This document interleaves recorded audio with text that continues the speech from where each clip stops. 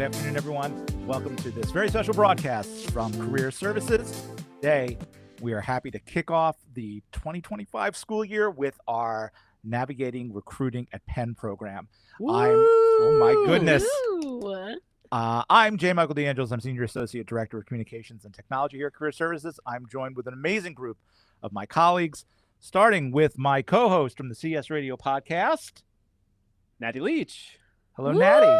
I always debate if I'm going to put the Thomas in there or not. You know, it's all mood dependent. Natty, Yes. tell us a little about yourself and why you're here. So I'm here because you make me be here. I think in this case you made me be here. No, that's actually true. No, I'm the co-host of our CS Radio podcast. So this is kind of like is this our first CS Radio workshop overlap collab? I guess we kind of did one last year. No, we've been doing these kickoff programs. This is our third first year. one in the studio. First one in the studio. Yeah, but I'm the Senior Associate Director of the Wharton undergrad team here at Penn Career Services. Been with Penn for 8 years, I think, just over 8 years. And I love it here. It's a great job. Fall's always exciting. I'm ready for October. If we get past September, I'll be happy. But for now, I'm good. All right. And on the other side of the table, we're joined by Heather Knox. Hello, everyone. Yeah, my name's Heather. I am the Employee Relations Coordinator for Penn, so I'm on the front line with our employer recruiters as they plan to come on campus or do virtual recruiting, interviewing, events, and the like. I also manage our Employer Track program here at Penn, which is a great opportunity to get into employer offices and kind of test the waters as far as career exploration.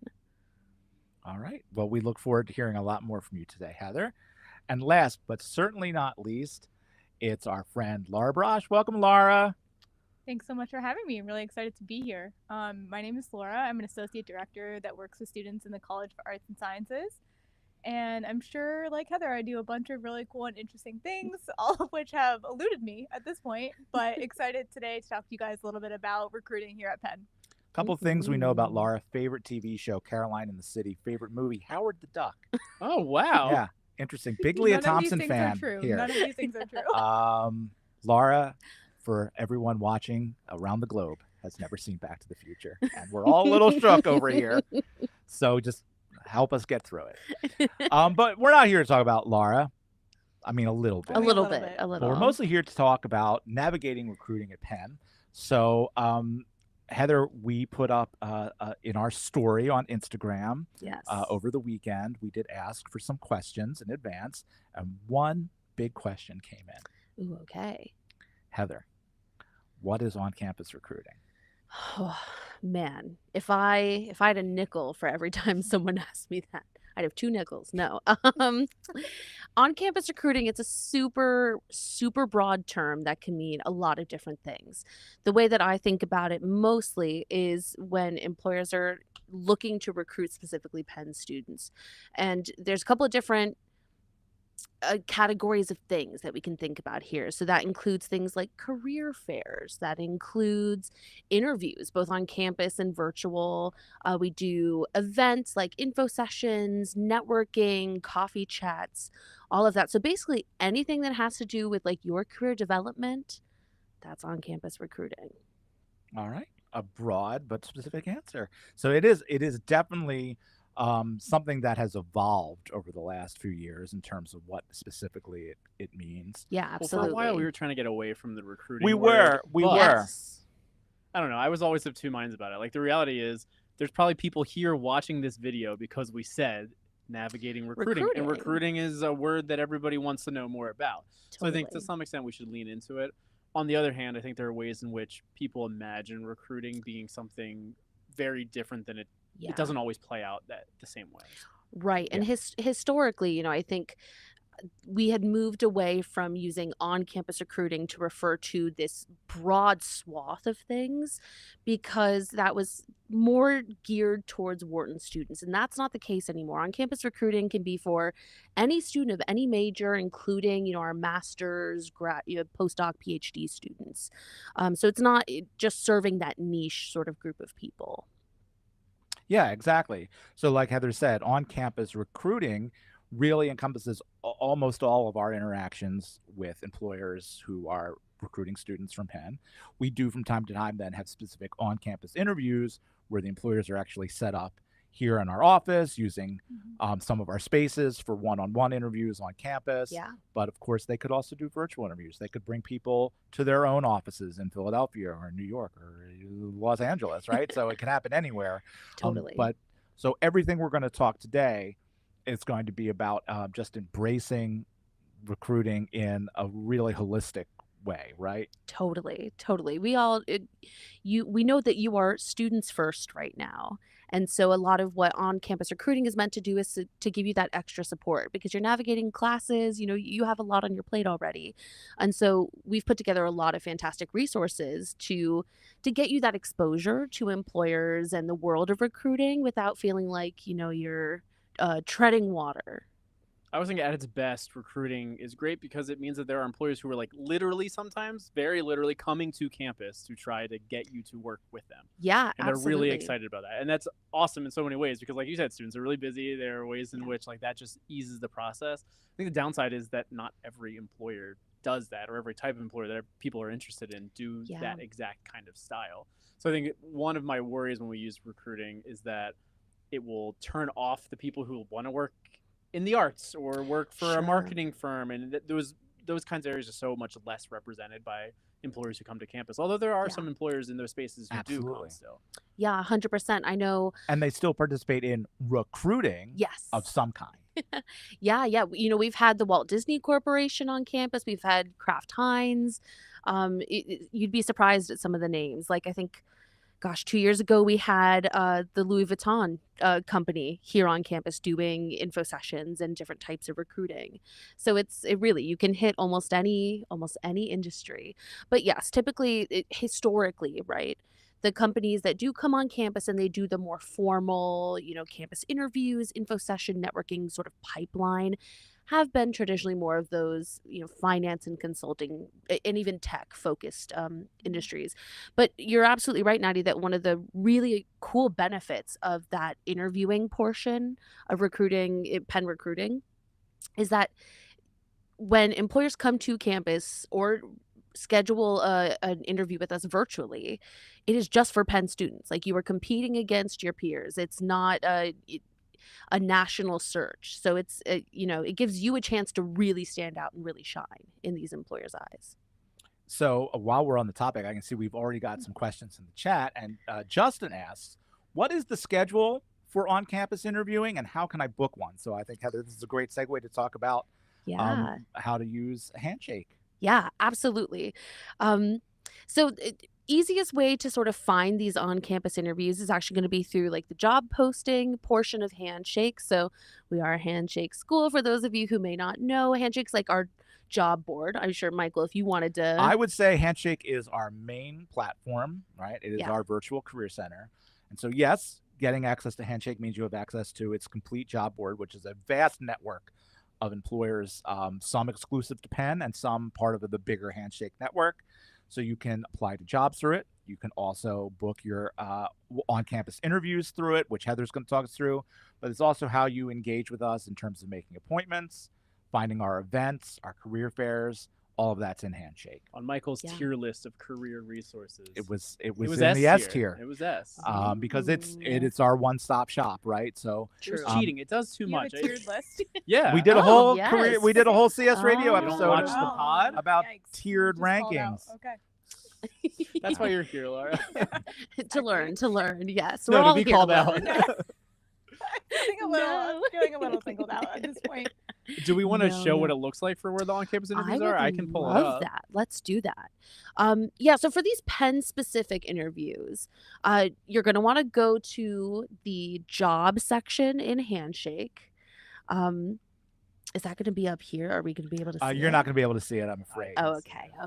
No worries. And honestly, the easiest way to find it is through the filters. So if you go to the filters at the top and you hit, I think it's interviewing on campus.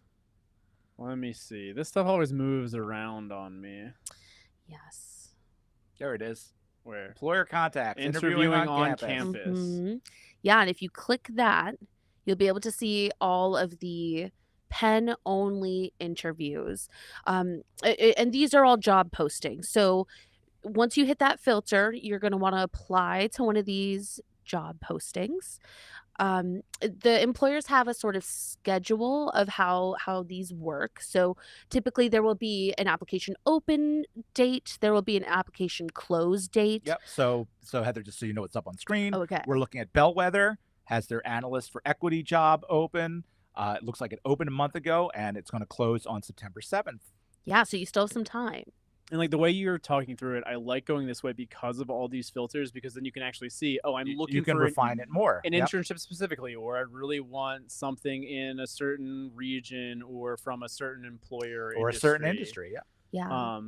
And that's great. Sometimes that doesn't work quite as well if you wanted to look at those things you're mentioning, like when it close, or like when the exact open date, when Right. the decisions are made.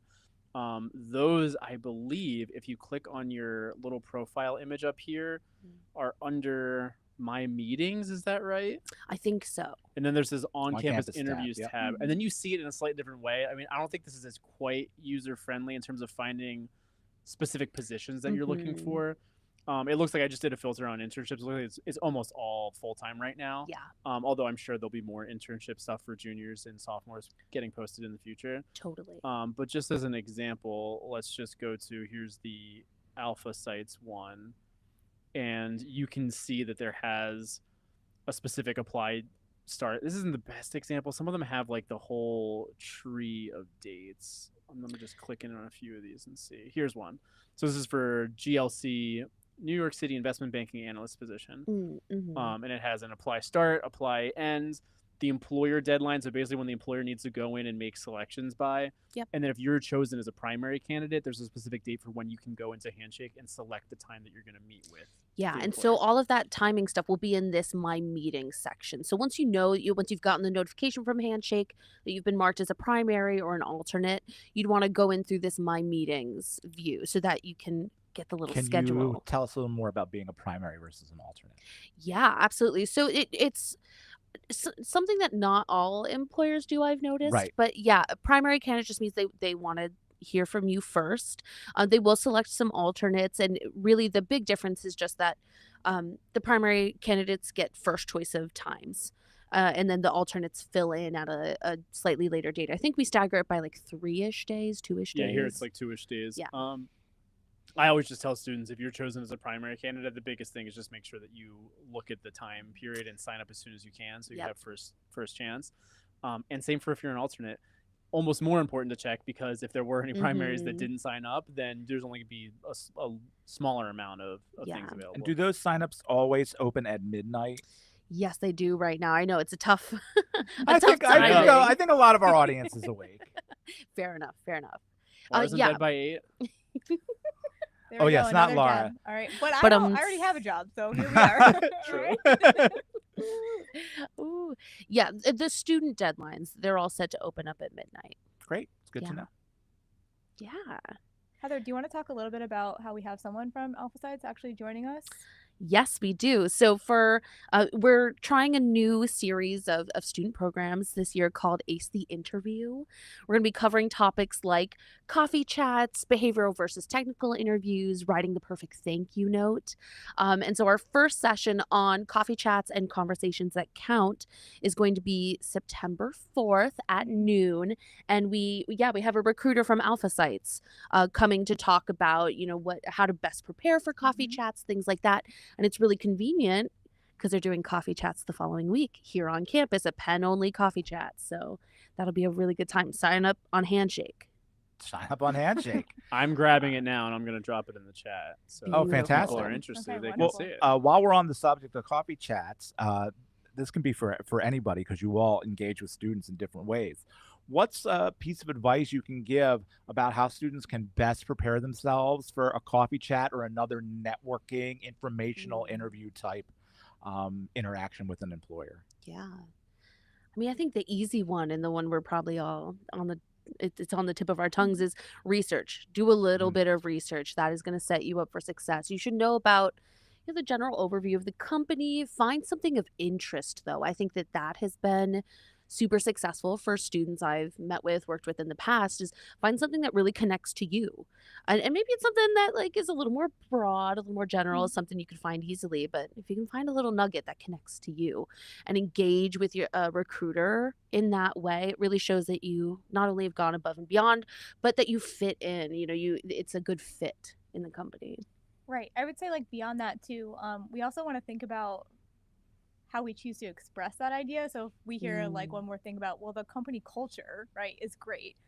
You can expand on that a little bit more. Like, what do you know about the company culture? Why does that appeal to you, right? Why is it in alignment with what you want and what you're looking for, right? So try to be more specific about the examples that you bring up.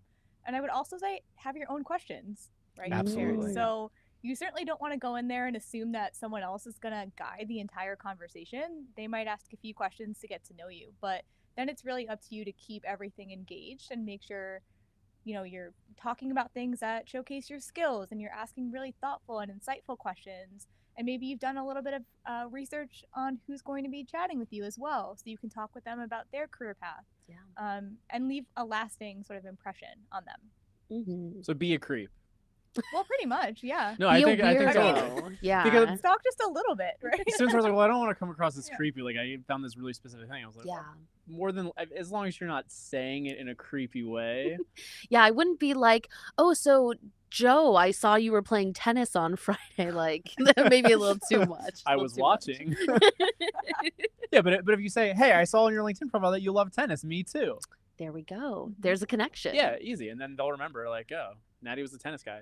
I'm not the tennis guy. Well, I do think that's really important, though. So when I first met our executive director, Barb, I found out through an informational interview that she has a sibling that lives in Seattle and another sibling that lives in Fairfield. And it just so happened that I had family spread out in those areas too.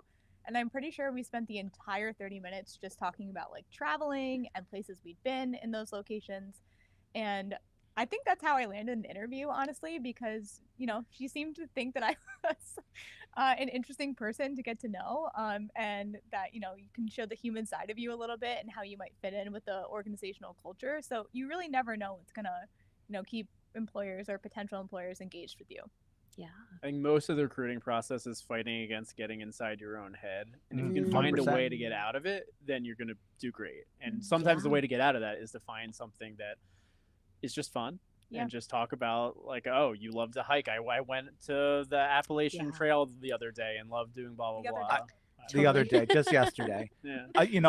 I always tell students when I do an interview prep workshop or anything like that, that if you've gotten to the interview, they want you. They think you can do the job. They've looked at your resume, they've looked at your application and gone, this person checks all the boxes. Yeah. So let's get to know them. And that does mean let's verify that they're as good as they look on paper, but let's also see if we're going to get along. Do they have a personality? Yeah. So I find that sometimes students would be reluctant to say, bring up that they play tennis because they don't think it has a direct relation to whatever job that they're applying for, but it's what makes you you. And even if you didn't know in advance that the person you're interviewing with plays tennis, if you say, well, I really, I play a lot of tennis, and that person also plays a lot of tennis, it just instantly gives them a path to conversation with you, right? We do a lot of exercises when I run my interview workshop about answering these very general about you questions, things like what's your favorite movie, that Penn students in particular get real hung up on because they think there's a right answer and a wrong answer. I mean, there is. It's Men in Black. It's Howard Duck. If you're Laura, These are all bold takes. Right? So there are no right and wrong answers. You just say a movie that you like, and in a best case scenario, that person goes, oh my God, Howard the Duck, that's my favorite movie too. And now you've got something in common. And then you have all two people Both on the people, planet who Laura like Howard and Duck. someone else who like I thought Howard it was also you. It's just me. It's just you now. Oh, we're still searching. Okay. Dang. So, do not be afraid to have those conversations. Part of the interview, even a networking or informational Especially interview, it's networking. still, like Laura said, she had an informational interview about the Career Services Office and talked about Seattle. Barb literally told me that she probably would not have hired me except like had it been that conversation, because from my resume, my personality didn't really jump out too much. And she said that really put you over the top. It let me know that you could do this job, that you could get in students' faces and you could make an impression on them as you did with me. So I will say, like, that really changed everything for me. Yeah. I mean, employers see basically the same resume like 1,000 times. Right. Right. So Yes. how do you come across as different then? I mean, Yeah. especially even for these things we're talking about, where you have an advantage where you're amongst your Penn peers, only, yeah. but your peers are probably doing pretty similar things to what you're doing. So how do you make yourself Yeah. remembered amongst that? And sometimes that's as simple as talking about something that you like and making a connection with the person you're talking to. Yeah, and that's honestly why I really, really like the coffee chat event. It's not only is it a more casual conversation, a little bit shorter, so it's also good if you're, trying to get into the zone for interviewing. You get to kind of test the waters a little bit, but it's also a fantastic chance for you to ask questions about the employer, about the company. You want to make sure that this is a place that you also want to work, not just that they want you, Absolutely. And when's a good time to be engaging in coffee chats in particular? Like time of year, or we talk about the 4-year The Penn. time of my life. Oh, Should I be thinking okay. about it right? If I'm a new student, should I be thinking about it right now? If I'm a sophomore, should I be thinking about it? If I'm a junior, a Yeah. senior? I mean, I think coffee chats at almost any time can be useful depending on what you're looking to get out of them. So, especially right now, we're gearing up for our first career fair of the year, Career Link, which is September 5th. And a lot of employers are coming to campus, that day before to do things like info sessions and coffee chats. And so, if you're a freshman student, this is your first time getting into recruiting at Penn. Maybe coffee chats right now aren't the move, but maybe they are. If you know that a company's coming to campus that you are gung ho about working with, it's a better way to get some one-on-one time with them, because things like the info sessions, those are going to be more general. You're not going to necessarily be able to walk up and have a conversation because there's a room full of other people also wanting to walk up and Yeah. have a conversation. But I think absolutely, sophomores, juniors, you should be trying to get to those coffee chats. You can be as selective as you want. Go to the companies that really interest you, or you can cast a wide net. So I have a question I've always wanted to ask about coffee chats, and I have Ooh. What worked. if you prefer there real tea? coffee? I have Yeah. worked in career services a long time, and I Yeah. do not know the answer to this. And I promise you, I'm not being facetious. I'm gonna be shocked. Natty's kind of right. Is there actually coffee? Yeah. Yes. So frequently there is coffee. It's not an all the time thing. It kind of depends on the location. So some of our employers choose to host their coffee chats here in our Yeah. space, and sometimes they'll have them in coffee shops. Saxby's. Yep, the Saxby's here on, oh gosh, what is that? On Locust. Yes, Locust. Yeah. That's a common space. We also do the 1920 Common Starbucks. That's another very popular location. Usually in those situations, employers will sometimes have a tab open, or they'll have a little gift I card. was gonna that they say, That's buy. luxury. Question There you go. 2. Who's buying? Yes. Yeah. In those cases, sometimes they do have a tab open and there will be coffee. But even in our space, I have employers all the time bring in, the big carafes from Wawa or Saxby's or whatever. Sometimes they'll have treats. More often than not, no. But the coffee. And yes, Natty, they do also usually have tea. Good. I prefer a cold beverage, really. So, Well, but in tea our I can do. They can Yeah. always run to Panera, join the Sips Club. That's true. That's True. Natty is always frustrated when we go to a divisional meeting and they only have hot beverages. So this past Ooh. week, we made Yes. sure to go to get his sippy cup filled early, and then But then they had cold and coffee. then we got there and they had all kinds of cold drinks. They had everything. They had It was iced the one tea and time I lemonade and remember. iced coffee. I mean, at least the cold coffee was, in the can, so you could take it back. Yeah, but I don't like He doesn't like coffee. Oh, But that's they- right. usually I'm in those All right, meetings this I need a isn't really Mountain about Dew. you though, Natty. What? This isn't really about you. You're though. right. Let's talk more about Who's it Laura.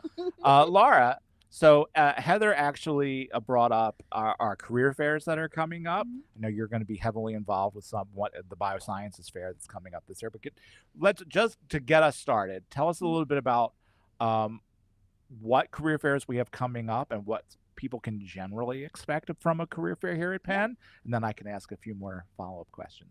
Yeah, so this fall we have like 4 or 5 main career fairs, depending on how you slice it, because there's 2 engineering and technology days. One is virtual and one's in person. Are those like 16th and 17th? 11th 11th and 12th. 12th, 11th and 12th. Or I think it's actually the 10th and the 11th. 10th and the 11th. Who Let's knows? bring that up on the screen. We definitely Natty. know that info. We definitely know that info, yes. As Heather mentioned, CareerLink is our first one, and that's on Friday, September 5th. That's by far our biggest career fair where a bunch of different employers will come.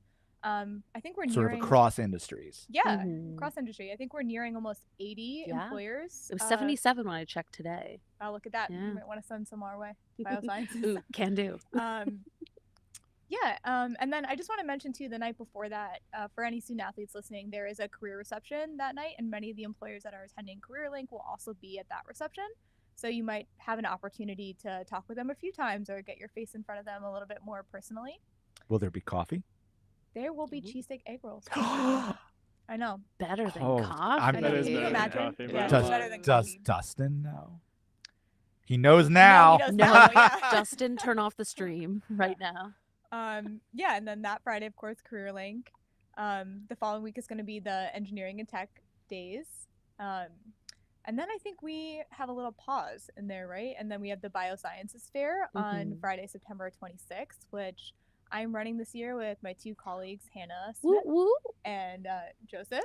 So in between that, we have the virtual All Industries Fair. Oh, that's right, the virtual fair, run by my colleague Tina, who could forget. So If you prefer, I think the good thing about the virtual ones is sometimes there are employers who don't want to come all the way across the country if they're Right. California based or international. Sometimes even, so sometimes you get a different type of employer that you'll see at the virtual fair. Although a lot of times the employers who come to the fall fair or the They'll career double link up. will also come to the virtual one, Yeah. just to see as many students as they And can. virtual careers is another thing that you use Handshake for. Those fairs are all hosted internally in Handshake.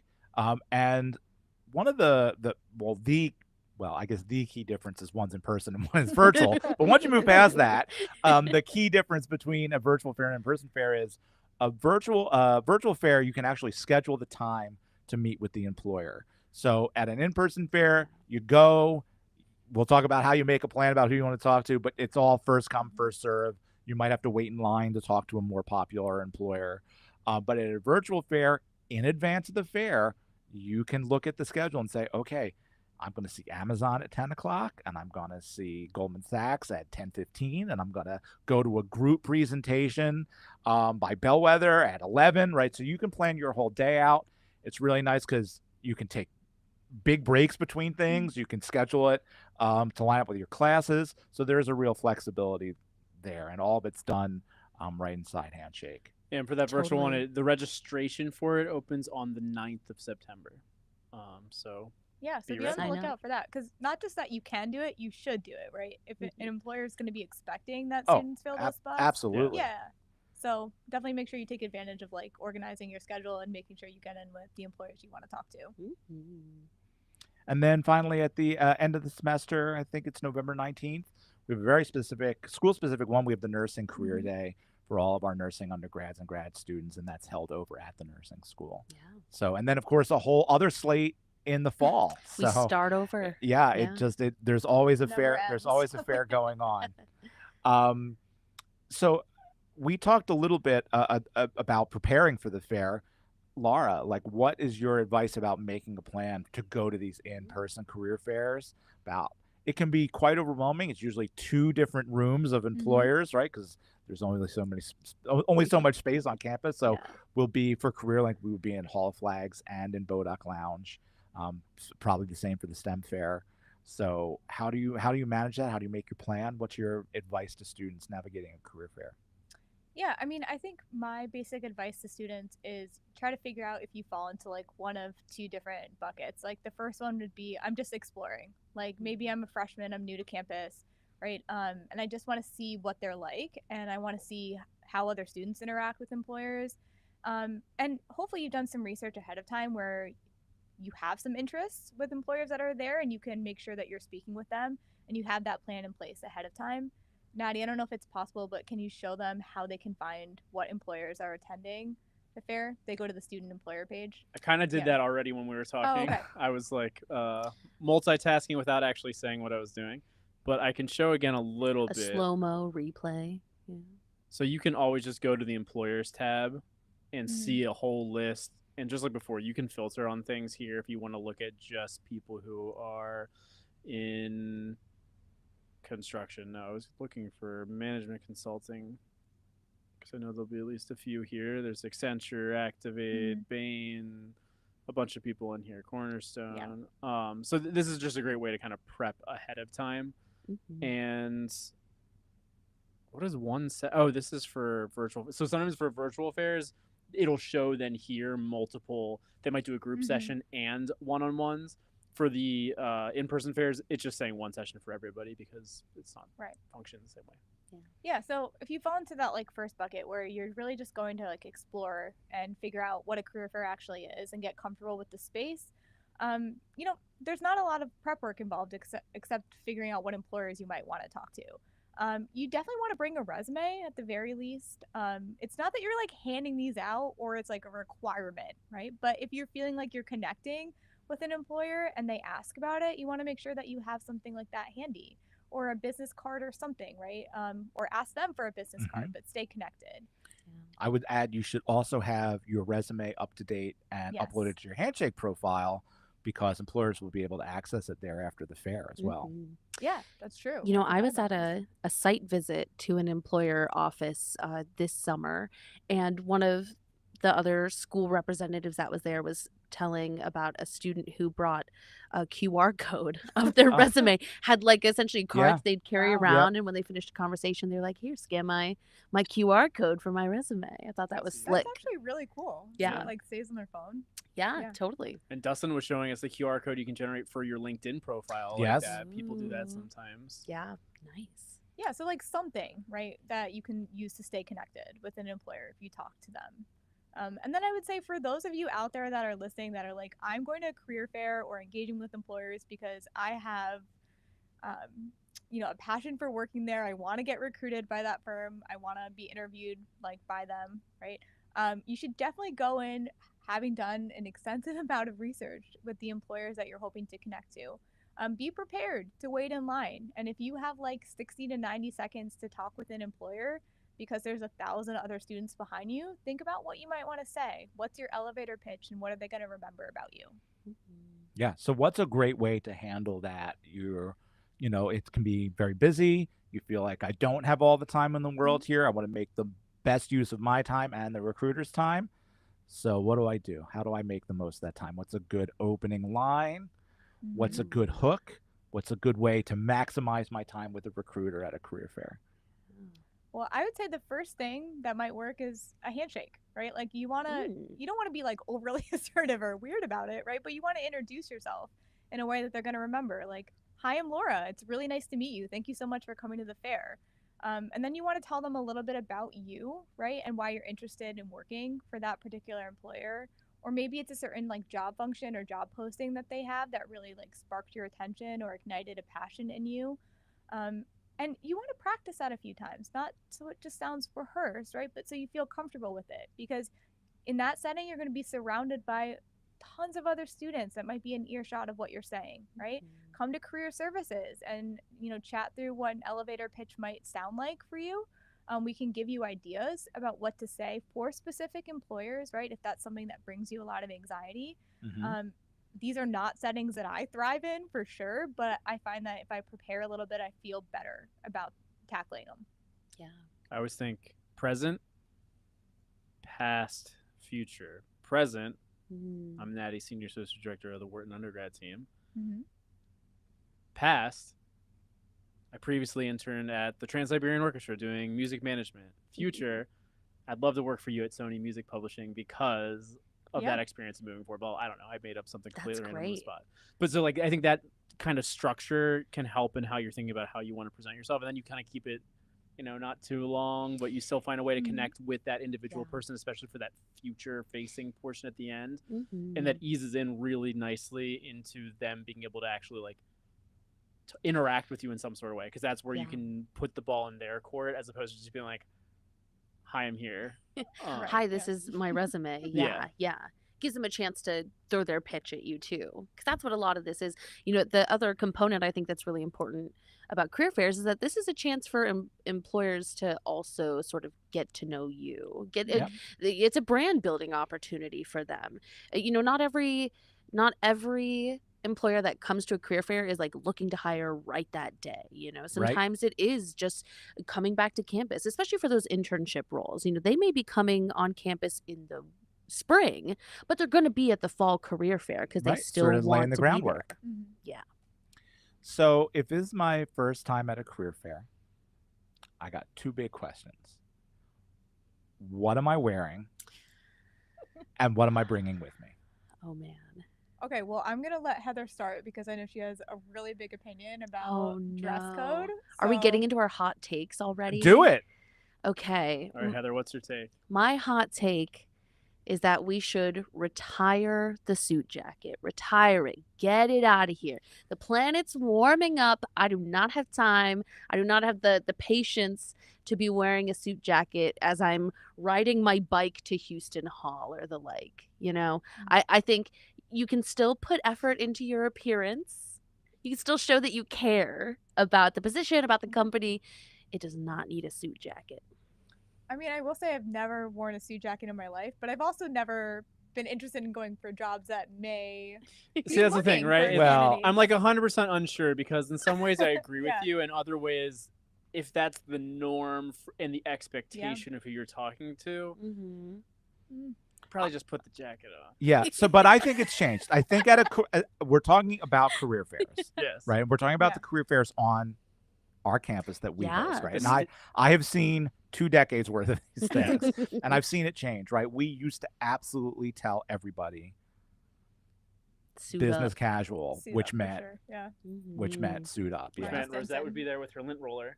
Yeah, we had staff members who were very concerned about people's appearance, help you straighten your tie, have a little lint roll service, exactly. Yes. Make sure you look good. Make sure your suit jacket pockets were cut open, which mine never were. So it was, so there was a time where the recruiters were suited up, and so our students were suited up. That has changed. The majority of the recruiters are no longer coming in formal business attire. They mostly wear right? t-shirts. Right? There's a lot of branded t-shirts, a lot of branded polos, business casual in the contemporary sense of looking professional without being in a suit and tie, or for a woman in a sports jacket. So I think one, all the employers recognize that you're a student and this is not the only thing you're doing today, right? And we tell them that too. Right. So we do have your back. If you're the kind of person who's like, man, I have class all day, I have a 20-minute block where I need to eat lunch and also come on in. You can particularly if you're just doing that exploration part. If you want to really make a good impression on an employer, you're like, these are the people I really want to work with, then maybe don't come in your pajamas. But I think that unless I bet these folks are going to show up. I bet they're all going to be in formal wear, shirt and tie. Then maybe I would match it. But I would say that's pretty few and far between nowadays. Totally. Yeah. I'd say wear comfortable shoes because you might be standing for a long time. The whole time.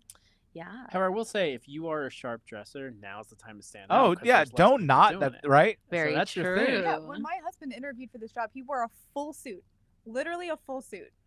I told him he had to. That he got when he graduated from his master's program. And I was like, wow, this is like, we're not going to a wedding.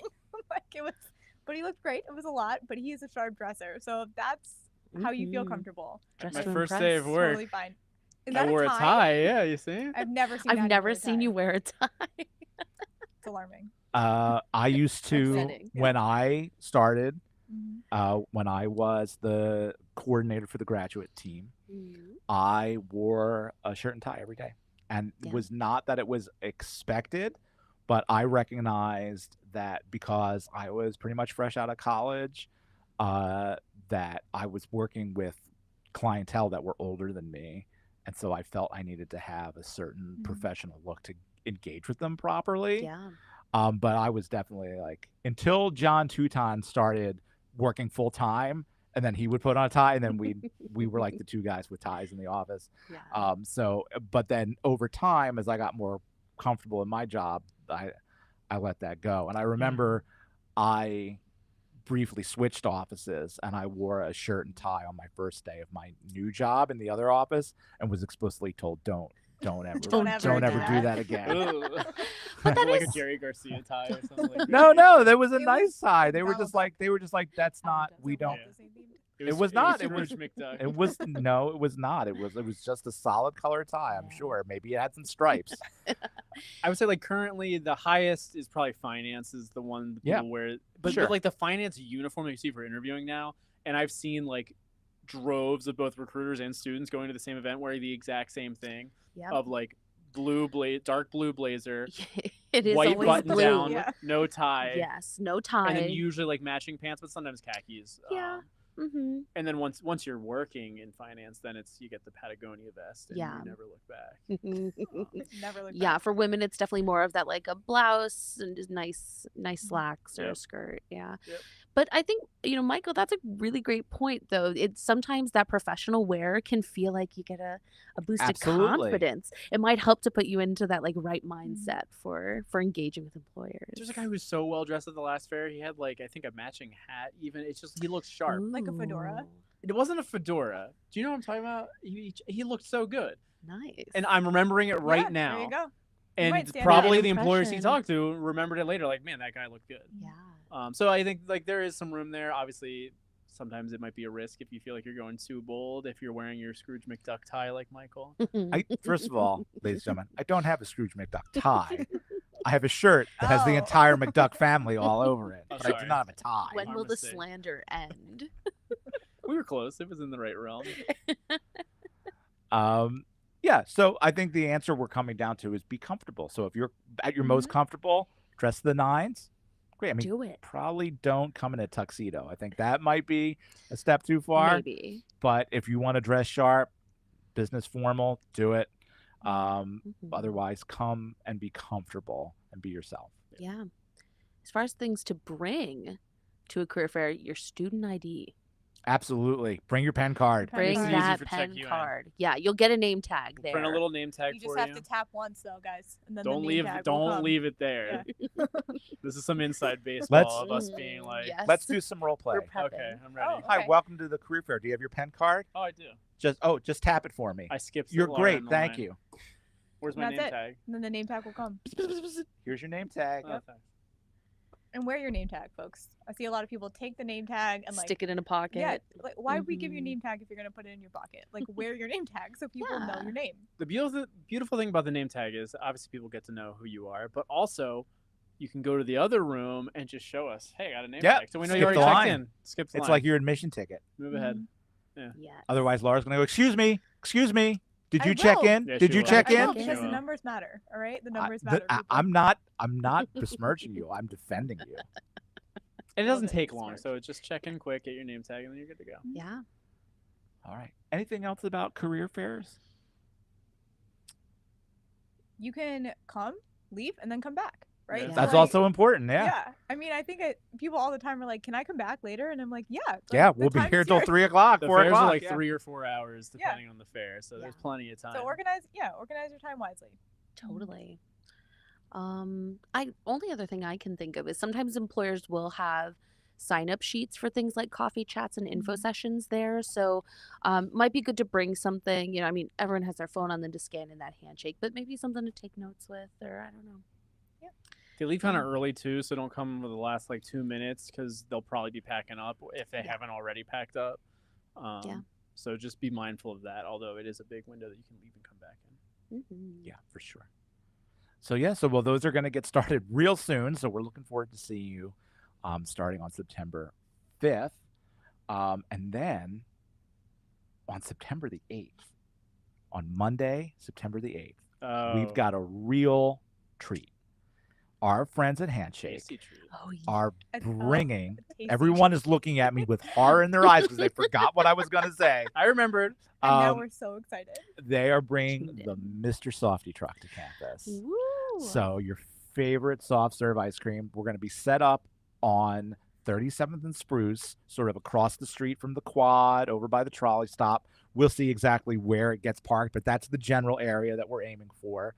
And anybody is going to be able to get a free Mr. Softy ice cream cone Ooh. by showing that they have their profile set up in the Handshake app, right? Mhm.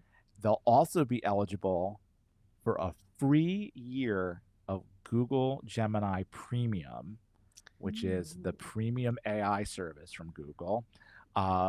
If they have posted to Handshake's social media feed within the Handshake app, you can Yeah. now post videos and pictures and things like that. So we're asking everybody, what are you getting real about this semester? Mm. So if you post a Wow. little video or just a The deep text questions.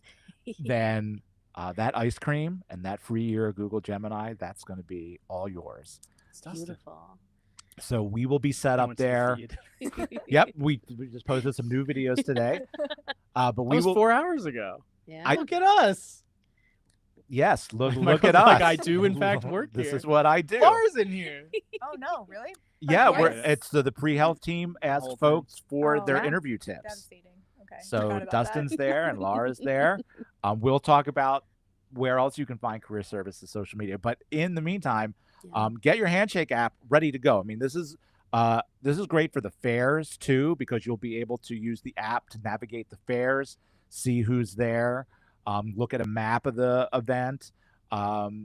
So get your Handshake profiles up to date, because employers will be able to see who checked into the fair, and they will be able to look right into your profile, and they'll also be able to download your resume if you've got your resume linked to your profile. So get ready for the fair, and then you'll be extra ready for the following Monday The for free some ice free cream. ice cream.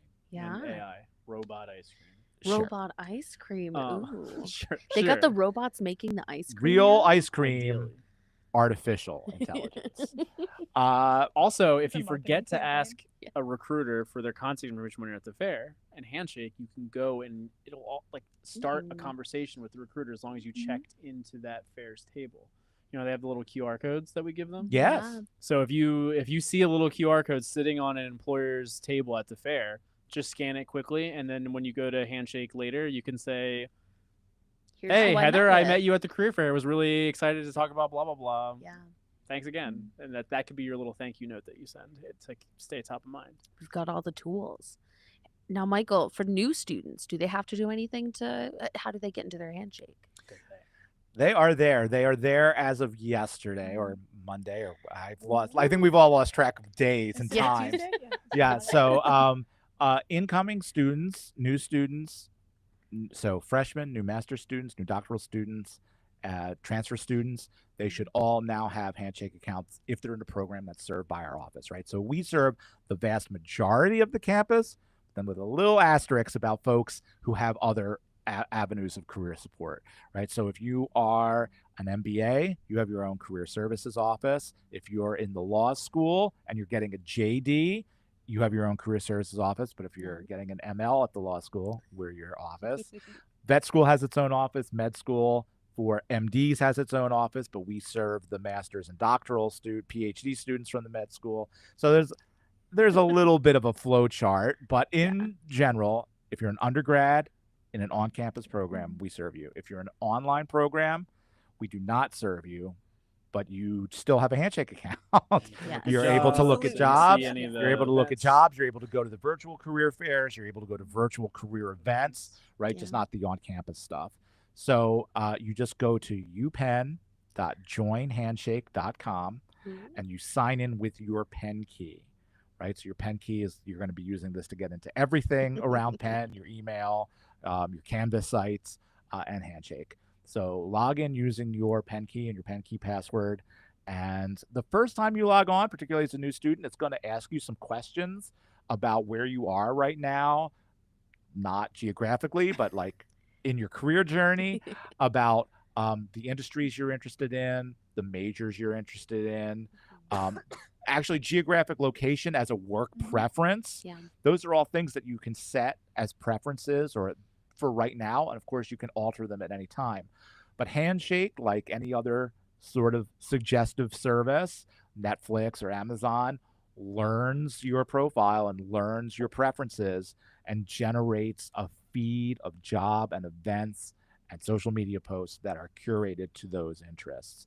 So if I go in and I say, I'm a theater major, I'm interested in the entertainment business, I'm interested in the performing and fine arts business, I'm also interested in consulting because I'm a Penn student and I must be interested in consulting, right? And why wouldn't I be? So I could put all those interests in, and then when I launch my Handshake app or I go to the Handshake homepage in a web browser, the things that are going to rise to the top are all going to be things that are related to that. They're going to be fine arts jobs, performing arts jobs, consulting jobs, and the programming that it suggests will also be related to that. Yeah. So really important that you fill out your Handshake profile and make it as robust as possible. Put in your interests, put in skills that you have, put in clubs that you're a part of, because the more information Handshake has, the more customized suggestions it can make for you. And Natty, I think you're actually going to give us a little preview of something that is coming up this fall, which are employer collections. Yeah, as Michael was talking, I was showing my Handshake feed, which is pretty good because I have in mine marketing. I think I have fashion, entertainment, a few things like that. But then I also, because I talk with Wharton students all the time, I also look at finance and consulting pretty often. And you see a pretty good mix of those types of things already here. Yeah. Live Nation, marketing analysts, like there's a good mix of positions based on what I told Handshake I was interested in, and all I did was go to jobs and I didn't even do a filter or search anything yet. So that's pretty cool. So yes, what Michael mentioned, we have new collections that we're making that are coming up in Handshake to help just highlight different types of things that we see all the time in Handshake that we think students might be interested in. I think it's a great opportunity to explore and feel like something is curated for you. It's something that we've made just to make things a little bit easier for you. Yeah. How did you search for things when you were looking for jobs, Laura? Well, I said a prayer and no, but like honestly, I knew I wanted to work in higher ed, so I had a little bit of a framework to start with, right? I was looking at, university like hiring pages and their career services and things like that. But also I would just like Google things, right? Yeah. And unfortunately, like it wasn't the most streamlined way to find jobs. I think I applied for over 70 like full-time positions when I graduated from my master's program. Ooh. Now it was 2019, so it was a dark time for us all. But I mean, that's what I hear from a lot of students today. It's like I've applied to hundreds and hundreds of positions. And these collections are going to help you figure out what employers you want to target. Maybe be a little bit more streamlined in your approach, right? Like Handshake is such a curated tool for our students to use, and it's only getting better. Yeah, and it's just great to have that there. If you go to the main page of Handshake or the Explorer, you can click to view your school's resources. There's only a few in here. We've kind of just been testing it out over the summer. We have a bunch behind the scenes that we just haven't published. Yeah, there's a whole bunch more sort of locked and loaded Yeah. that we'll be making public in the coming weeks. So currently the ones we have are, we did one great for real estate majors, although real estate's not a major here at Penn. It's a concentration. Hey! 10 points. We also did hires from our school. Right now, that's actually a pretty limited number of employers. There's only 12 employers here, but you can see it shows both like, here are these employers that we tagged. These are a lot of big names that you will have recognized either being literally here on campus or some of the employers that we see as getting the most applications every year. Yeah. We put it in here for now. But there's also a jobs tab of every job of those employers that have posted recently. So you can see this JP Morgan Chase thing that posted 4 days ago. You can see the McKinsey position posted 2 weeks ago. There's a lot of stuff in here, and we'll continue to build this list out. In addition to the ones like Michael was saying that we have behind the scenes already, they're going to be Yeah, more so we're specific. working on a bunch of industry specific ones. If you visit our website, which is the other sort of key piece that goes hand in hand with Handshake, we have a lot of curated resources by industry on our website. So Natty's got the website up. You go to communities, you can see we have all these different career interest communities. So Natty, you can bring up the fine performing arts and music one because I manage that one. So what you'll have here, I don't want to show someone else's work, right? So what you can see here is that we've got some general overview about the industries, how you can make connections in those industries, how you can explore the industry, have some career-specific resources. You've got some featured events on the site, but more importantly, featured jobs. So every week I actually am going in, and my colleagues who manage the other communities are going in and bringing jobs that are posted in Handshake over to our website. And what we're hoping is that the collections we're building will do double duty there. So the collections will be reflected on our website as well. Yeah. But it just gives you a taste. I always say it's like a little sampler of what is being posted this week, right? Because we do it every week in those industries. It's been really helpful, particularly in something like fine and performing arts or the more niche communities where traditionally people have said, I just feel like all you have are these finance jobs or these tech jobs or these consulting jobs, and I want to work in a museum, or I want to be an artist, I want to be in publishing. Like, oh, actually, look at all these jobs that are in the Handshake network that are being posted at Penn that are really looking forward to having people apply to them, right? So it's very helpful there. And then, of course, as you scroll down on these pages, you'll see we have some industry-specific resources for each collection as well. So the Career Services website, it can be a little overwhelming because there's so much information. But as you're doing this sort of exploration work, as you're looking at different industries, really encourage you to go to those communities and see the resources that we have available. Yeah. I'll brag a little bit too. I think another really fantastic collection on Handshake is our on-campus events collection. So if you don't want to have to hunt through the list of events going on to know who's going to be on campus and when, that's a really good one to follow.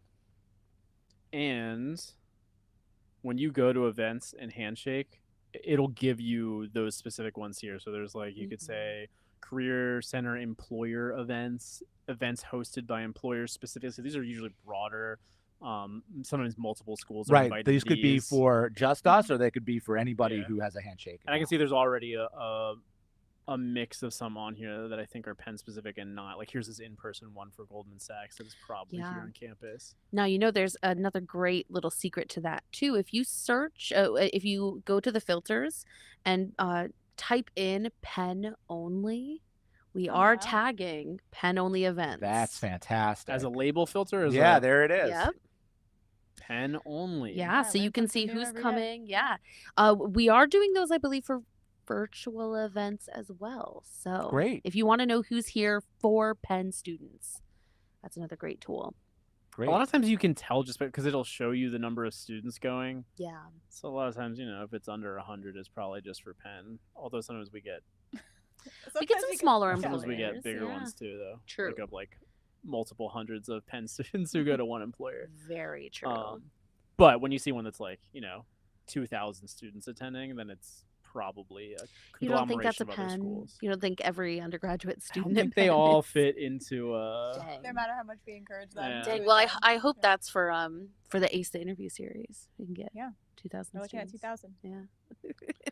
Right. Well, I want to make sure we have time to answer a couple of questions from the chat because I've seen a couple have come in. So I know all the way back at the top, Natty, on our very first question was a question from Magic Mist 8, who asks, how can Penn students schedule appointments to discuss their careers? Yeah, so all appointment scheduling can actually be done in Handshake as well. Now, let's just say you don't know how to use Handshake. You know you have an account because you've been loaded into the system. You can find it from our website as well. And this might be kind of an interesting way. Natty, you can show them how to do this. You can see from our staff profiles who works for each individual college. And then from there, there's an appointment scheduling link. So you can connect with a specific advisor if you want to do it that way. I definitely encourage everyone listening to make sure they know how to log into their Handshake account so you can schedule an appointment more easily. And once you have that app on your phone, you can do it that way as well. I've literally never done that. You've never done that before? But it works. I send that all the time to students that are like, I can't find you on Handshake. And I'm like, just use this link. Use this link. Amazing. I mean, we also have a big button on our homepage that it's less obvious on mobile. You have to scroll down a little bit, but there's a big button that says appointments that takes you to the main appointment module. But then you still have to say, I'm looking for Laura specifically, or I'll take the first available for who's ever in my group. When does Tina eat? Tina's doing appointments all through lunch tomorrow. I know. Tina eats between 1 and 9. Yes, She's already told us. But she has them through 1 from noon all the way She's through. taking a break tomorrow. Well, if you want to meet with Tina, she might be hangry, but go for it. I just will say too, is a lot of students will email me and say, I'm looking to schedule an appointment with you like next month. And I'll say, love to see you. So This is great. How far in advance do we book our appointments?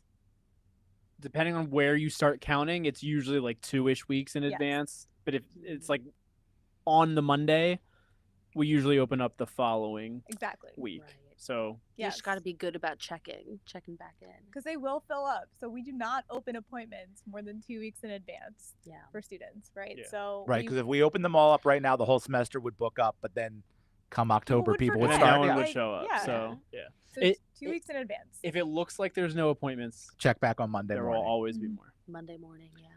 All right. Actually, before we move on, I actually thought it would also be good to just cover quickly what sort of appointments we offer. Mm-hmm.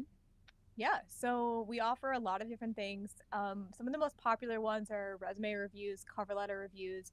We have a pre-grad team that does other sort of document reviews as well if you're applying to grad school, med school, law school. We do mock interviews. We do like PEI interviews. We do mock case interviews. We do offer negotiation. We also do career exploration, or like how do we talk about ourselves, or what should I be doing? But most importantly, things that our office doesn't handle is questions related to like academic advising or courses that you guys should take. So that's really when we'll redirect you to your academic advisor. Natty, what if I just want my resume reviewed? Real quick. I just need that resume reviewed. No. Make an appointment. We do have a resume queue that you can drop your documents in there. I will say they are meant to be quick reviews, right? So we spend about 15 minutes on them. We also have peer career advisors and graduate assistants that work through these resumes as well. So if you're looking for a specific advisor to review your documents, the best route is definitely to make an appointment. Yes. And we will say for grad students, you have to make an Yes. appointment. The online submission form is just for undergrads. Yeah, but it's there here. And just a note that we usually get really busy within the first couple of weeks. So it might actually be faster to try make to an schedule an appointment. appointment. Yeah. But this is here, especially if you don't have anything pressing, like there's not an application deadline you're looking at that's coming up soon. Like this is a great way to put it in. We can give you some feedback, and then if you wanted to talk more, maybe right before you were about to submit, you can make an appointment. We can go further, Yeah. even So further in depth. I can make an appointment with an advisor, but who else can I see, particularly if I just want a resume review? Peer career advisors. 10 points to Natty. Our Tell us all about heroes. them. So they are peer advisors focused on the Careers. careers. Tell me more. They're undergraduate students, mostly juniors and seniors. Although we have a few sophomores. Just I think we have one, I one think, just sophomore. one sophomore, one exceptional sophomore. But mostly upperclassmen who are available to talk really at any point through the process. But I think they're really good at the early stage resume stuff, and they're really good if you want to make a connection and learn more about maybe what they did when they were an undergrad. Yeah. And the types of things that they considered. I think they're really awesome, and we do a whole training session coming up for them. So they're very well equipped with resources. But when I run reports at the end of the year, it's really common. Most people will talk to a peer advisor before they end up coming to us, just as a way to kind of ease into things. If you want to treat it that way, go for it. If you'd rather just talk to one of us, you can too. Totally up to you. But they have availability kind of all over the place depending on their schedule. But starting out for the first few weeks, they'll be here in our office. Once we get out of the really busy part of the year, they also might have virtual appointments at later times than we have. We usually only do 9 to 5, but the peers will sometimes have like an 8 p.m. appointment or something that fits your schedule better after classes are over. Same with our graduate assistants who are MBA students from Wharton who have some extra expertise on the technical side. None of us in the office, I don't believe anymore, have ever been a consultant or an investment banker or... The MBAs, I've dabbled. So. You dabbled? The MBAs have all that expertise. So if you wanted more info on like technical finance background or learn more about I mean, we do case interviews too because we've seen enough of that we help with those too. But a lot of them just had a internship at Bain or something, for example, and can give really recent examples of the types of projects they've worked on in this current climate. And they're really good resources for those types of things. And they'll be available coming up pretty soon. We have to train them. They're also students as well, so they have a pretty busy schedule at the start of the year as well. So you'll probably start to see those in the next month or so. Yeah, but these are people who've typically just gone through this process too. So if you want to debunk some of those myths or like you get someone to help you feel a little more comfortable about going through these processes, you can talk to someone who just went through that. And a lot of them we're part of the hiring process. Yeah. Whenever so when we hire them, we look at their resumes and they tell stories about what things that they've done in the past, just like any job. Yep. But many times before they started their MBA, they were on the hiring side for their university and interviewed candidates who were undergrads looking Yeah. at the exact same roles that you might be interested in as well. So they have a lot of good experience there too. Totally. I'll just say too, like both PCAs and our like graduate assistants that come in can also be like your first gateway into networking, right? Ooh. Like, so if employers are really scary for you, or like you're a first year student coming in, like you can schedule an appointment with a PCA or a GA just to talk a little bit about, you know, what their experiences were like when they were interning, or what their full-time jobs were even, right? Especially with our MBA students. And they might know someone at an office Yeah. that they can connect you with, Absolutely. right? Or they might put in a good word for you. So definitely keep that in mind as you continue like your networking and recruiting journey at Penn. Yeah. All I'll right. Okay, Heather. another shameless plug for one other type of sort of advising offering that we have. The employer relations team is piloting a new like recruiting coffee chat style thing where you can meet with one of the employer relations team members to ask questions, quick questions about recruiting. Will there be coffee? No, that's all virtual. Oh, I know lies. we're I'm falling out. short on our I'm out. promise there. So BYO coffee. But no, I think that's great that you're doing that. I think it's a chance for people to ask one-on-one questions to really like get themselves set and ready to put their best foot forward this semester. Totally. All right, we had a question from Justin, and Justin would like to know, do you have any advice for maximizing the effectiveness of networking and referral hunting? So we just touched on this a little bit about using the PCAs as a first step there, but Yeah. how do you maximize networking and referral hunting? That's a good one. We don't talk about that too much. Mhm. Well, I think you have to be really strategic about your networking, right? Like there's one thing if you're trying to speak with employers to just gain information about an industry or a certain role, right? And maybe you cast a little bit of a wider net because you just want people to respond to you, right? Because you're hoping to just gain information.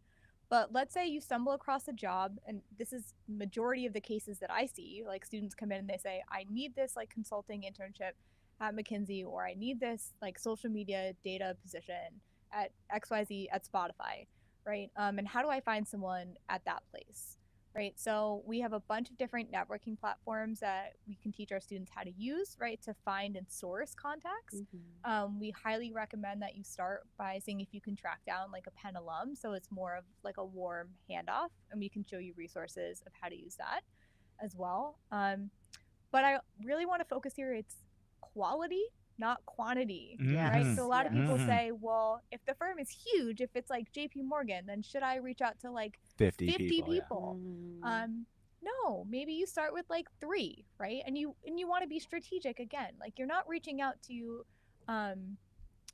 JP Morgan, you know, office that works in Boston and then DC. If you only want to work in New York, right? Like try to focus where you're setting your sites. So you want to be particular about a location where you're finding contacts at.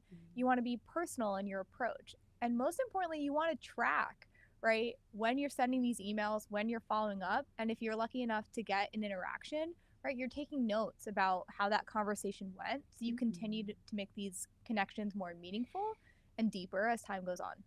Yeah, because you're essentially asking someone to take a chance on you, and that's a relationship that takes some time to form and cultivate. And you've got to be willing to put in that legwork. I think as far as the referral side goes too, you know, don't forget those connections, especially if you've just come back from an internship and you had a great mentor or a great supervisor or something like that. Check in. Honestly, one of Yeah, the best absolutely. pieces of advice I have ever gotten was send a Christmas card every year to those people that you know you want to maintain those sort of like close connections with, or you want to be able to pull from them and say, hey, I'd love a referral at a later point.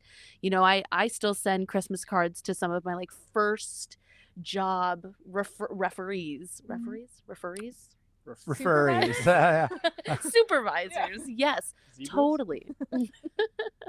but invest in those relationships even after you get out of like close contact with them. And just a quick update: holidays are an easy place to do it. If you don't celebrate Christmas, you could just do New Year's, or you could do the academic semesters and say, "Hey, I just finished up spring semester, getting ready for Just this." checking in. Yeah. Just want to let you know how things went. Really appreciate it last time we talked, and blah blah blah. Like, obviously, you can fit something in related to them. That always helps. Yeah. I want to address that last part, the referral hunting piece, because I do think it is an interesting way to think about it. You both said everything that I agree with, especially the quality over quantity thing. But one of the secrets of the referral hunting part is if you have a good conversation with someone, it makes it easier to ask them for a referral if you want to, or you don't even have to ask for a referral. You can just write in a cover letter, I spoke to Laura and we had a great conversation about whatever. Absolutely. And then you're kind of like getting a soft referral where that person doesn't necessarily have to do anything on your behalf, but the employer or recruiter, when they look at it, sees like, oh, Natty applied and he already talked to one of our analysts who's at the firm. Let me check in with Laura and see how that conversation went. Or maybe they don't. They're just happy that you did something extra to learn more about what they do. Yeah. I will say a lot of students that I talk to as well come in and they say, well, I have like 2 weeks. So I have to network with everybody and I have to send in my application and I'm in this like massive time crunch. So you feel like you're already behind. Right. You're on the back foot. Right. Yeah. And ideally, right, we want to encourage students to network for information gathering, but also to like help formulate connections that they might need later on. But if you don't have that much time and you do land an informational interview or a conversation with someone, they may not know like about a specific hiring process that's coming up. So if the conversation is going well and you have to be the judge of that, right? You might say at the end of that conversation, like, thank you so much for your time. I really appreciate all the advice you've been giving me. I'm really excited to join XYZ team. I want you to know I did go ahead and I applied for blank position. Do you have any advice for me as I move through the application process? Yeah. Right? So you're not throwing someone under the bus and saying, can you send in this big long recommendation for me? You're really just getting their input. And maybe they say, thank you so much. Like, I'm glad you told me about that. I'm going to put in a good word for you. Or maybe they have nothing to do with it, but shoot your shot, especially if the conversation's going well. That's great. I love that. Well, we're going to start to wrap things up here. If anyone watching has any burning questions that you still have, please feel free to put them in the chat and we'll try and answer them before we wrap them up. And while we're wrapping things up, Laura has a hot take. She's told me she's dying to Wait, share. I thought you were going to do your hot take. Yeah, I was about to move into our final segment. Hot takes. I was going to make sure you didn't forget. Oh, dang. I know how to run a show. I've already done my job. That's true. Yeah, Heather's already jumped the shared gun. her hot take. So, Laura, Okay. lay it on us. What's your hot take for the day? Well, I don't think I was supposed to know about this ahead of time, but this gave me a lot of anxiety over the past 24 hours. Wait, so you're saying I shouldn't have told you? At first, you're Yeah. like, thank God you told me. Well, because I thrive on preparation, but then I was like, what's a hot take? Like, how do I make myself relatable to people? And also, how do I not come off as like mean? But I do think it's important, right, to remember that like ChatGPT can do a lot of things for you, right? It can really help you in the recruiting process, help you with informational interviews, help you just figure out how to talk about yourself, but it cannot create your personality, right? So like it might give you ideas of things to say, but how you say it and like the colorful information that you choose to share that surrounds it should come from you and your thought. Very true. Yeah, 100% agree, I think. Yeah. Because the place that it misses is all the really specific little nuances and things that make you unique. And totally. And it is a good tool, though. Like, I mean, I'm surprised by it constantly when I'm, especially for brainstorming. Michael's anti. Michael and I are on the same page here. Look, I'm not gonna lie and say I never use it, but I use it really sparingly and very warily. And what a great personality you have. See? Yeah. Shining. Unless you're one of those people who is like feeding information about your life and developing what was it, Chat GPT psychosis, AI psychosis. I saw an article about that the other day. Yeah, people feeding information about their lives to build a profile on Chat GPT so that they have a companion. Okay. Psychosis. Maybe then Chat GPT could make a personality. Yeah, I mean, the more you give it, the scarier it is for Michael, but sometimes the more specific it gets. So that can help. Yeah, you can say, you can just type to it and say, this is what I did over the summer. You can like treat it like a diary. I've seen people do Exactly. that where they kind of journal what they did over the summer, Yep. and then they ask. Once it's absorbed all of that More. data about you. Yeah. Nope. Michael's jumping out of his I don't skin. think you should I don't like disagree that. with my hot take. I don't like No, it. I agree with Yeah. it. I agree with it. For sure. All right, Natty, your hot take. I forgot mine. I told you I gave you Oh, one. dang. See what it feels like to be put on the spot? I'm letting Laura be superior. Tisk tisk.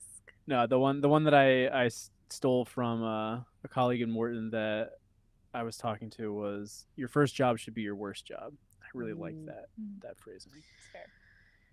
It's fair. Yeah, worst explain how? explain the thought process there. The thought I don't know that process. I mean, I think I agree. I don't know that it should be your It worst. should be. Okay. Should be. Because I mean, ideally, it's just your first job. Ideally, there's you're- like room to improve. You're gonna grow. You're gonna Yeah. do more Yeah, after I that. like And I that, think a yeah. lot of times students hyper fixate on, this first job I have That's is true. going to be That's true. my career, and it's going to dictate Mm. everything I do after this. Yeah. I think a lot of times, especially when we're doing offer negotiation talks, a lot of times it's talking through how that's not the case. I mean, it can be. If you love your first job, you can build upon that in ways that kind of keep things similar. But if you hate it, you can pivot off of it pretty quickly. You could say, like, Yeah. here are the things I liked about it, here are the things I didn't like, and then move forward knowing that. And then that was your worst job, but now it's all going to be better after that. Yeah. And you never know, like, when those positions are going to come back and actually be something that sells you. Like for this position, I put in, experience that I thought was super relevant. It was all like higher ed focused. And the thing that actually got me the job was in my interview. Someone was like, "Oh, I see that you had this customer service thing. Why didn't you?" Or we had talked about it and I brought up a customer service thing. And when I got here, someone was like, "Yeah, why didn't you put that on your resume?" And I was like, "Well, I don't know."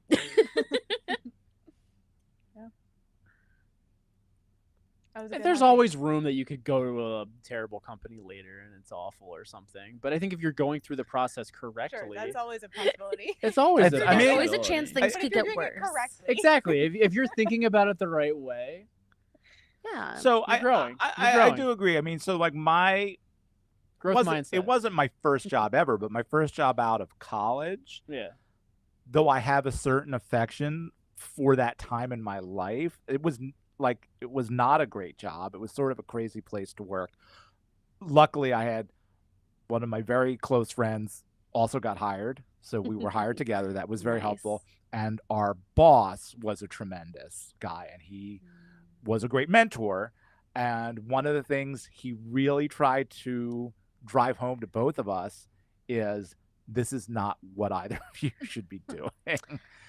He was Nice. like, I got you jobs because you were, graduating college. We talk about networking, met him through his wife, who was in the arts. And she goes, "Oh, you're moving to New York? My husband runs this thing." So There you go. met him. He hired both of us. It was great. But he knew, because he knew us and he knew our interests, he was like, don't get like overly invested here. Don't give Yeah. up on what you want to do just because this is like your steady job. Keep, so he really pushed us to keep trying to pursue our passions. Yeah. And he was very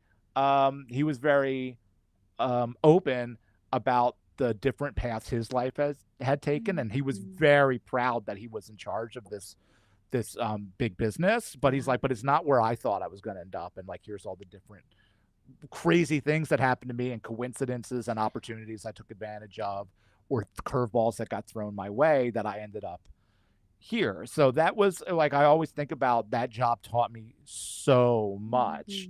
And a lot of it was what I don't want to do. And I got to be Yeah. involved in a Yeah. corporate takeover while I was Ooh. there. Espionage? Not corporate Oh. espionage. Let's be very clear. No corporate espionage. But the company I was working for got bought out by a bigger company. And even though we were essentially doing the same business, they conducted business in a very different way. And their customer service expectations were very different. And their priorities for their employees were very different. And it was just so interesting to watch something go from something that was really manager driven And so that the people that were on site at that location, the sort of national company said, this is your area, you run it the way you want it to a company that was like, no, we run these cookie cutter. National So here's the binder. If you have a question, you look in the binder. Consult the binder. It's not in the binder. Yeah. Two volumes. Ooh. So and I got the sense right away. I'm like, I'm not going to fit in good here because if they don't want you to think, if they just want you to look in a binder and regurgitate something, I'm not going to be happy. A lot of first jobs are like that too. If you're at the like wrong place where they just want you to do the grunt work, they want to tell you what to do. Yeah. I mean, good employers, I think, will have better perspective, or good mentors will help bring that out with you. So important. But also, what I know stands out with that job is that you've still grown from it and still work with. Wasn't Pete at that? That was Pete and I got hired together, and now Pete and I we own a business. Well, technically, I own the business. Technically, Pete works Pete, for me. Place. He's not here, but he's sometimes here. We've actually been talking about this recently because, well, that's a whole other conversation. But yes, technically, I own a small business, and now Pete, my best friend, who worked with me in my first job out of college, and now he works for me. And you put on an amazing show. But we're actually that we partners. went to. Very true. Really grew from it. It's true. It all and a lot of that goes back to one of the most important lessons that I have ever learned, and I would say this is in practice right now, which is you work with people that bring out the best in you, and you bring out the best in them. And so if you work with people that you really like on something that you care about, the results are going to be really strong. Just like this podcast. Yeah, exactly. Yes. We had some more chat questions come in. All right. So Alexa asks, what does the summer internship timeline look like? This is a great question because it's all over the place. It is. And she added a follow-up specifically for careers in finance related to economics. So, well, our Wharton senior associate director. I can start. I will start with the caveat that these move around all the time and are dependent on the specific companies. There are some that will do it earlier, some that will do it later, some that have really open time frames and will do multiple windows of applications. Yeah. I think generally if you are, and some of this depends on the year you are as well. If you are a sophomore, because I think that's the hardest year. So I'll do it, imagine as if someone is a sophomore interested in finance. At the beginning of fall, a lot of recruiters will come and do sessions hoping to give you information, not just about this upcoming summer, but the summer after that. Yeah. And there are quite a few applications that start opening as early as like end of December and with deadlines in January. Yep. Now, every year there's somebody who jumps the gun and goes before that a little bit. So I wouldn't be totally shocked if somebody opens something up in November. I would hate it. We're seeing some late December. That's been the most recent trend, I think. That's kind of what I would expect. And that's, again, for summer, not this summer, but the summer after that. Summer 2027. And so I think that's the hardest situation to be in because you're both applying for those many times as a sophomore before you know what you're doing sophomore summer. Absolutely. And that's very normal. There are some things that will open up around now. There might be some employers who are coming to the fair looking for sophomores this upcoming summer. There are also opportunities that are still open for sophomores in the spring semester too. And the same is true for summer 2027. Like there are finance employers who start then. Some of the big banks or even the boutiques sometimes will start then. But there are plenty who have things open later too. Yeah. There are lots of things open over the summer. I was actually looking recently, and there are a bunch of things posted for summer 2026 right now in Handshake. Yep. So even though that's much later than the time frame we're talking about right now, there are still opportunities there. But I think if you want to be ready for the earliest possible things, that's a good time to think about it, is basically start looking around December. If you go into Handshake, an easy way you can help, and you can even use our collections that we're talking about earlier to get you started with it. If you find an employer you like, you can just favorite that employer, and then it will tell you when they post something. Yep. So if you just go to like JP Morgan Chase, for example, and you hit follow here, next time they post an internship or a job, will also start going to the top of your feed. You'll get an alert. It'll give me a little alert about it. Or they're coming to a fair or hosting an info session or a coffee chat. Any of the things we talk about, it'll give you an alert about that. So if you already have a sense of, I'm really interested in finance, and I know these are some of the banks or the firms that I'm most interested in, they're pretty, I mean, I would venture to say they're all in Handshake. Every time I've looked for an employer that we work with in that space, they're in Handshake. So you can probably go in and follow them pretty easily as a good starting point. So then you don't have to put as much pressure on yourself thinking about, oh man, did I miss something for this employer that I've been thinking about forever, and just forgot to look. This will help you with that a little bit. Consulting is a little bit later. They're kind of like the next of the early. So they tend to be over the summer before you would start. So if you were a sophomore and you're interested in having a junior summer internship with a consulting firm, that would be the summer before. So summer of next 26. Summer of 2026 in June, July, there would be applications like open. Now. Yeah. Right, like a summertime. Yeah. Yes. I would say a lot of the economic consulting positions are heavily recruiting right now. For summer 2026, yes. If you were a junior now, there's lots of stuff posted now. A lot of the firms had windows that opened up in June, July, but a lot of the bigger firms will have other windows that are opening right now, and some that have deadlines into September or October. September, October. Yeah. Like Charles River, Accenture, LEK, FTI, I think are all like open or about to open. Bam, bam. And many of those are coming to, some of the names you mentioned are coming to the career fair. I saw quite a few. Even more too. And if they're not, there's a lot of those names doing info sessions. And, you know, importantly on the flip side, because I know this is a source of anxiety from students who are like, oh, I'm talking to my friend and he's applying for a summer internship for next summer. And I don't know, right? Those industries do this early recruiting. Yes. Not all industries do that, right? So Heather and I know the arts industry, they're going to start looking in April and May, right? Particularly for internships. Even if they've got a formalized program, maybe they'll post it in January, but they're not really going to start looking until their season is over and they have the time to do that. So that's going to be in April or May, probably in the spring. Same publishings like that. I mean, all sorts of industries that aren't finance and consulting. The reality is like 95% of jobs post closer to when they need someone, but it doesn't feel that way because so many Penn students are interested in it. So it becomes a topic of conversation at the start of the school year and then at the start of the spring semester. So you just have to know for yourself what you're interested in and what you're in, and recognize that timeline is not everyone's timeline, right? So your friend's timeline may not be the same as yours. You have another question, Natty? It's related to what we're talking about. So when to apply for sophomore summer internships. So if you're sophomore now, this upcoming summer, and really, like, I would have your eyes open now. There's going to be things that if they aren't posted already are going to be posted soon, especially for those fairs that are coming up. But just like Michael was saying, that's for the companies that know what they need, are earlier on that time frame. So really going to be leaning more towards the finance consulting and bigger tech companies, or just bigger corporations that have so many roles that they know the predictable nature of when they're going to need people. Whereas like if you're interested in marketing or anything else, really, it'll probably be more likely you find something in the spring. The average sophomore here at Penn, even considering so many people interested in finance consulting, the average sophomore still finds something, I believe, in the spring semester. Yes. But just so that you're prepared, I would be looking a little bit now as a sophomore just to make sure you don't miss anything that you might be interested in, especially with those fairs coming up in a couple weeks.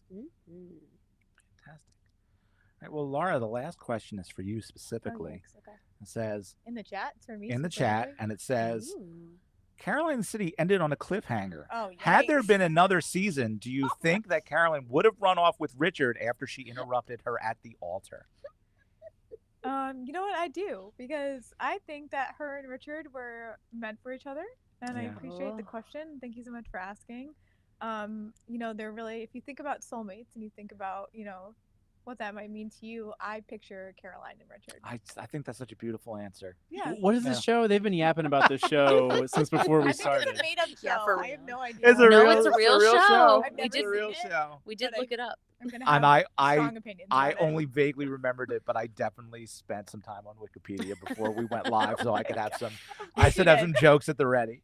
Is that going to be? That'll really hit with our audience. Yeah, really, it doesn't matter. I'm doing what pleases me. Is that going to be the next live stream event? We're gonna watch an episode. Well, yeah, we're gonna do a live commentary. Career Services React. Yeah, we're gonna react to episodes of Caroline in the City. Join us next time. Taylor Swift will be here to announce her new album. That's also true. Yep. So these are things you are not going to want to miss. So you're going to want to tune in to CS Radio, the official podcast of Career Services. We drop it every Monday. We'll be starting up again in a few weeks, and it is available both as an audio podcast, wherever you get your podcasts, or right here on YouTube. It also comes up every Monday as a video podcast. All that. You can follow us online on Instagram at Penn Career Serve. That's SERV, no E at the end. I did not make that handle.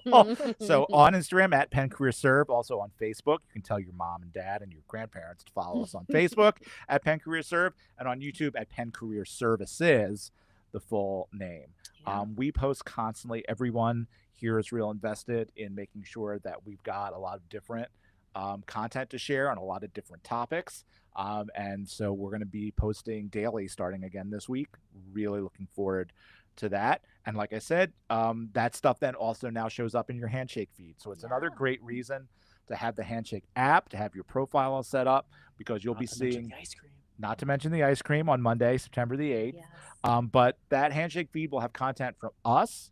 It'll have content from our students. It will have content from Penn students who have posted on their own, right? So it's not necessarily stuff that it's our student workers or things we've asked them to post. There's a couple of people. There was a Wharton student last year. He was constantly posting. He was posting really good advice. I was like, I can't argue with this. Maybe I should hire this kid. Yeah. So that was great. You'll see posts from employers. Yep. They'll post social content as well. And also, Absolutely. you can't see students from other schools, but Handshake sometimes posts things from students at other schools through the Handshake account, so that way you'll see some of what your peers are doing across different campuses. I love that. So I really am a huge fan of it, and I'm a big fan of our social media presence in general. Mhm. So be sure Me to too. give us a follow. Yeah. And subscribe to the podcast, subscribe to the YouTube channel. There'll be lots of great stuff. We have another live stream coming up this week on Thursday. Natty, tell us a little bit about that. On Thursday. So it's just the big broad live stream. We're going to do a lot of fun stuff. We're going to have more hot takes.